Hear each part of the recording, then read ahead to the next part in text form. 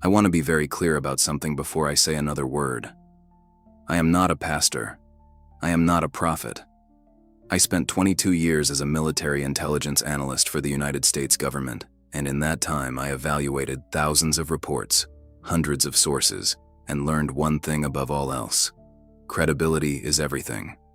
A witness who overstates loses the case. So I'm going to tell you exactly what I saw. Nothing more, nothing less, and you're going to decide what to do with it. 3 months ago, I died. While I was dead, Jesus showed me 3 nations that will fall before April. He called it the supernatural harvest, and he told me to tell you what I saw. I have been sitting with this in silence. I want you to understand how long I sat with it. How many mornings I woke up and thought, maybe I don't have to say this. Maybe someone else will. Maybe the world will change, and none of it will come to pass, and I won't have to stand in front of strangers and say the things I'm about to say. But April is close, and I can no longer justify the silence. My name is Nathan Cole.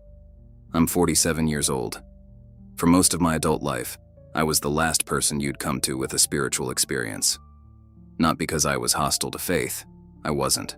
I attended church occasionally, mostly because my wife Sarah asked me to, and I respected the tradition. But personal divine contact? I classified that as a psychological phenomenon, not mockingly, analytically. I had a framework for how the human mind produces experiences of transcendence under stress, under grief, under oxygen deprivation. I understood the neuroscience. I found it interesting. I did not find it convincing. I spent 2 decades analyzing geopolitical risk, not desk work.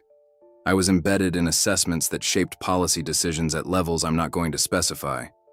I saw how the world actually operates beneath its public face. I learned to read the difference between a source who believes what they're saying and a source who's telling you what they need you to hear. That skill saved lives.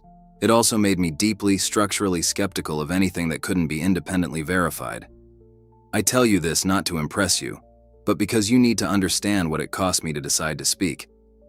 I am the last person who benefits from telling this story. I have a reputation built over decades. I have colleagues who would question my judgment. I have a consulting practice that depends on people trusting my analysis. The rational move, the career move, the comfortable move, was to say nothing, to keep this between me and Sarah and the 2 theologians I eventually trusted enough to call. But I was given a commission, and the timeline is closing. It was a Tuesday in November. I remember it was a Tuesday because Sarah had mentioned something about a scheduling conflict on Wednesday, and I was thinking about it while I made coffee. That's the last thing I remember thinking about. Her Wednesday schedule, the coffee, the sound of her voice from the other room. Then the world went sideways. It wasn't pain exactly. It was a sudden, profound wrongness, like every signal in my body stopped making sense at once. I didn't fall dramatically. I don't remember falling. I remember the counter, and then I don't remember anything in that room again for 11 minutes. Sarah found me on the floor. She called 911. She performed CPR for 4 minutes until the paramedics arrived. I know all of this because she told me later, in the hospital, sitting beside me with her hands still shaking. I know it the way you know something someone described to you, not from experience, because I wasn't there. I was somewhere else entirely. The emergency team recorded clinical death for 11 minutes. That's not a spiritual estimate.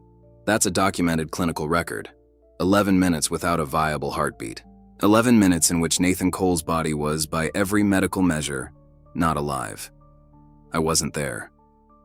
Let me tell you where I was. There was no tunnel.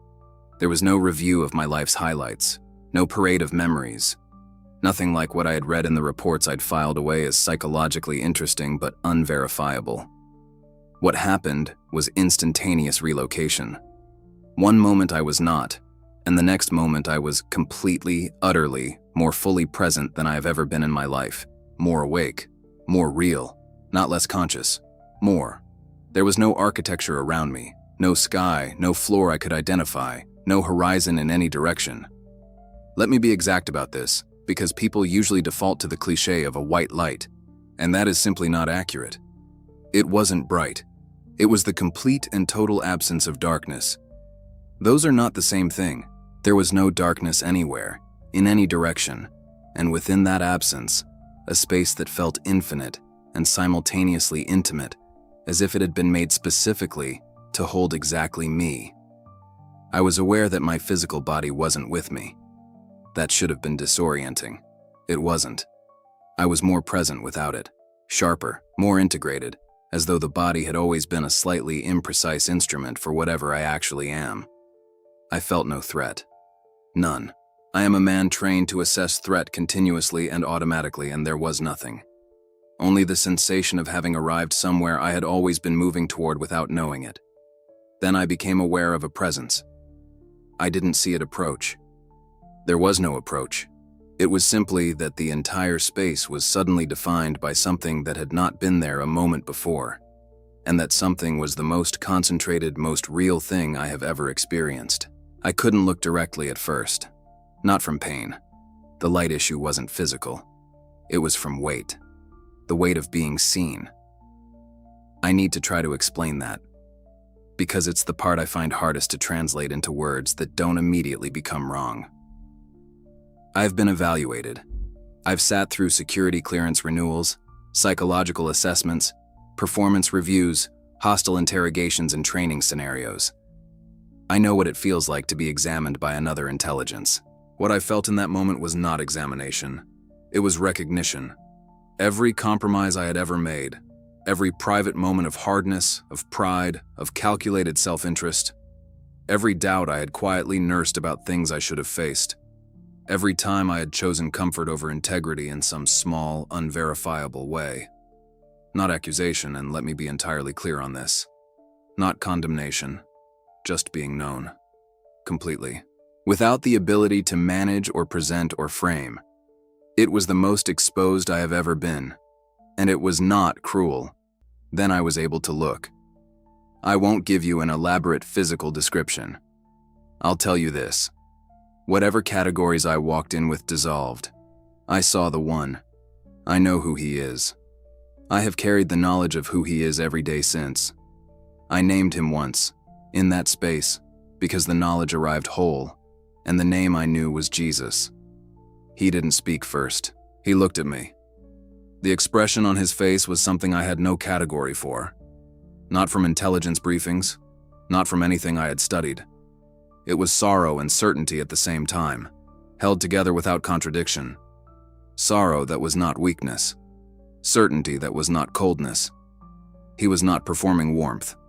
He was warmth itself, without performance, the way a fire is not trying to be warm. I did not speak. I had nothing to say. Then he showed me something. It appeared around me the way information sometimes arrives in a high-value intelligence setting. Not as a briefing, but as a sudden, complete understanding. A vision of a seat of power. Not a literal throne, not gold and velvet. A structure of authority, a shape of governance, cracking from underneath. Not under external attack. The cracking was internal. The structural failure of something that had been overextended past its capacity to sustain itself.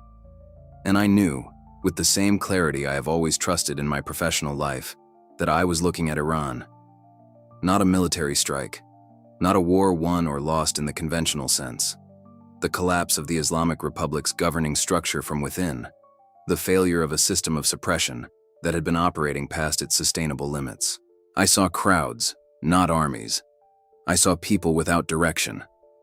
I saw the symbols of authority still in place, still flying, still claimed, over something that had already become hollow. The shell of a government standing over the absence of its own legitimacy. In intelligence work, we called that the gap between narrative and reality. I had written reports about nations approaching this threshold. I had never expected to see one from here. Before he showed me the second nation, he spoke. I am weighing my words carefully here, because this is the axis the entire testimony turns on, and I refuse to sensationalize it. He didn't deliver a monologue. He spoke the way someone who has access to every relevant fact speaks, directly, precisely, without ornament. He told me what the supernatural harvest was. Not apocalypse. That word has been so distorted by cultural noise that it no longer means what it meant. not punishment in the sense people use that word, as if nations are being struck down the way a hand strikes a table. What he described was a mechanism, a precise, almost surgical reality, that the structures that have kept people from turning, the comfort, the institutional authority, the cultural scaffolding that makes seeking unnecessary, were approaching the end of their capacity to hold. And when they fail, the conditions are created for the largest ingathering of souls in recorded history. People who would never have sought God in comfort will seek Him in the rubble. That sentence stayed. I've repeated it to myself so many times in the months since that it has become something I carry in my chest rather than in my mind. I look at my hands sometimes when I say it, the way you hold something fragile, because it doesn't feel like a statement. It feels like a fact with weight. The nations are not the story. The nations are the preface. The harvest is the story. The souls are the story. And then I understood why I was being shown this. Not because I was special. He made that clear in a way I'll come back to.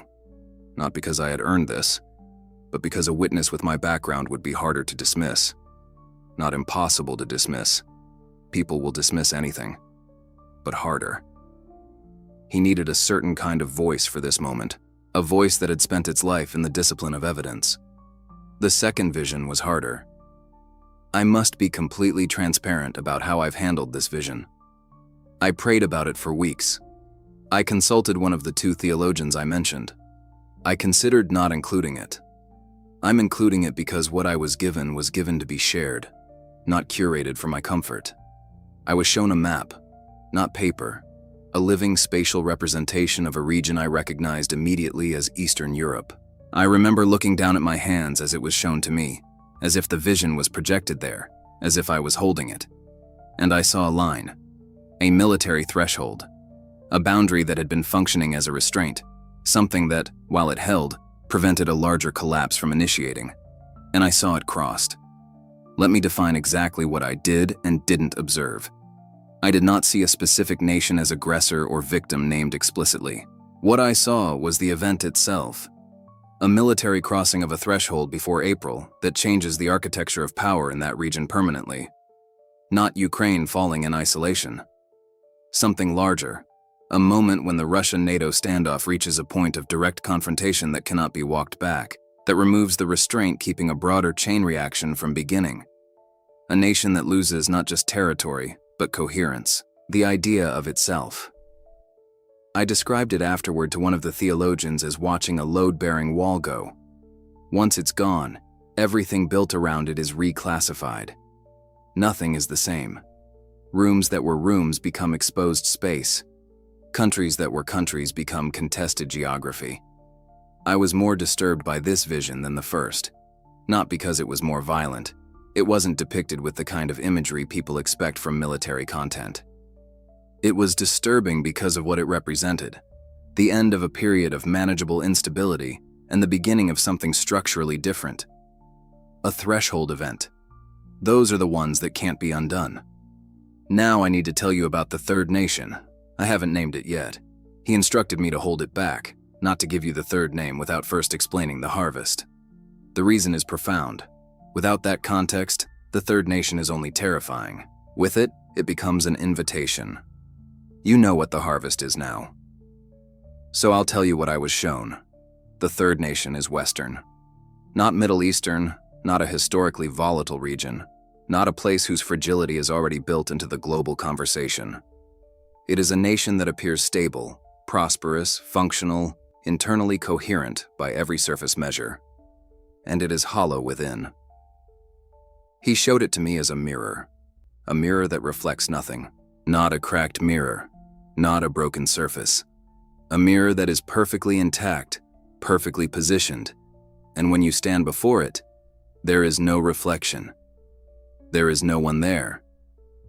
The nation has lost its collective sense of what it is, what it believes, what it stands for beneath the prosperity and the procedure and the institutional mechanics. And it is about to be confronted with that loss, publicly, undeniably, in a way it will not be able to manage quietly. I did not receive a name, or more accurately, he told me the specificity was less important than the pattern. The pattern is what matters. A Western nation experiencing internal spiritual disintegration that has been masked by external stability. He said to me, "You'll know when you see it." I believe that. And then he looked directly at me. The way I described his expression earlier, the sorrow and the certainty held together. He held eye contact, and he said two things I have carried every day since November. "This is not the end. This is the beginning of the harvest." And then, "Tell them what you saw." That was the commission. I came back the way I left, without any sensation of movement or transition. The hospital room was simply there, ceiling tiles, the sound of machines, a particular quality of fluorescent light that I had not thought about in years and will never forget again. Sarah's hands were on my face before I could see her clearly. She was weeping. I heard her before I saw her properly. The words she said were, "You came back." For a moment, and I've thought about this moment more than almost any other. For a moment, I didn't know what she meant. I had been gone. I had been somewhere that felt more like arrival than departure. And then I remembered that I had left. That this room, these lights, this woman's hands on my face, this was the world I was supposed to return to. I had been returned to it. The first hours were disorienting in a specific way I'll try to describe. Everything was ordinary. The doctors, the nurses, Sarah's jacket, the texture of the hospital blanket. All of it was exactly what it was supposed to be. But it felt thin, like paper over something. Like the ordinary world was a surface now, rather than a substance. And I knew in a way I couldn't unknow what was beneath it. I couldn't explain what had happened to the doctors. I told them I wasn't in pain. I told them I felt fine. What I didn't tell them was that I had returned with something I hadn't left with. Not a trinket, not a memory. A weight of responsibility I still feel every morning when I wake up. I waited 3 months before speaking publicly. I owe you an explanation for that decision, because the reasoning matters. I didn't wait because I doubted what I had seen. I waited because I treated it the way I would treat any high-value intelligence report. I verified what I could verify. I researched the geopolitical landscape surrounding each of the 3 nations. I mapped what was happening in Iran, in Eastern Europe, in the internal stability reports available on Western nations, cross-referencing against what I had been shown. I spoke to 2 theologians I trusted, men who had no reason to confirm my experience and every professional reason to challenge it. I sat with my own skepticism and gave it every fair opportunity to dismantle what I knew. It didn't. I'm not a prophet. I need you to hear that. I am a witness. There is a significant difference. A prophet operates from ongoing divine revelation, a sustained connection, a continuing voice. I am not that. I am a man who died for 11 minutes and was shown something specific and was told to report it. That is what a witness does. A witness reports what he saw, accurately and completely, and then the record stands. The timeline Jesus gave me is closing. April is close. These 3 nations, the collapsing authority structure in Iran, the threshold crossing in the Eastern Front, the mirror of a Western nation facing its own hollow reflection, were shown to me as signs, not as tragedies to be mourned in isolation, as the opening conditions of a supernatural harvest. If these things unfold as I was shown, and I believe they will, not because I want them to, but because of what I know and what I saw, I want you to remember this moment, not as the moment fear arrived, as the moment you understood what the fear is for. The rubble is not the end. The rubble is where people who were unreachable in comfort become reachable. The harvest is not metaphor. It is the most literal thing I have ever been shown. A season in which something that has been growing underground for a long time breaks the surface and everything changes. You are watching this now, which means you are already ahead of the confusion that is coming. You have the context, you have the frame. When people around you are trying to understand what is happening in the world, you will have something to offer them that is more than analysis, more than political commentary, more than the same voices recycling the same frameworks. You'll have this, not as a theory, not as an opinion, as something you were told directly before it happened, by someone who had no reason to tell it except that he was told to. I am Nathan Cole. I died for 11 minutes on a Tuesday in November. Jesus showed me 3 nations and told me to tell you what I saw. I have told you what I saw. The harvest is beginning. Make sure you're in it.